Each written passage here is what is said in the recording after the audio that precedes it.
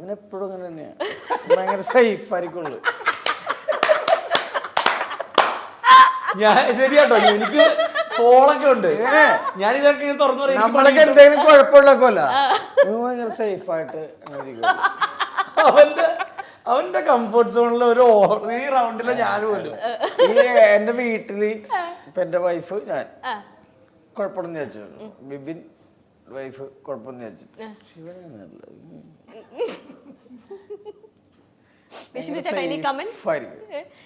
എന്തെങ്കിലും പറഞ്ഞോ കമന്റ്സ് രണ്ട്?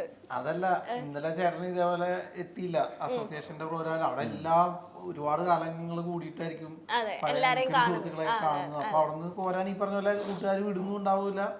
പിന്നെ ഇവിടെ ശോഭൻ ചേട്ടനും ഞാനും സജിൻ ചേട്ടനും നിഷാന്ത് സാറും അമേര ഇവരെല്ലാരും ഉണ്ട് ഇന്റർവ്യൂവിൽ എന്നൊക്കെ അറിഞ്ഞപ്പോ പുള്ളി ഒന്ന് സ്ലോ ഡൗൺ ചെയ്തല്ലോ.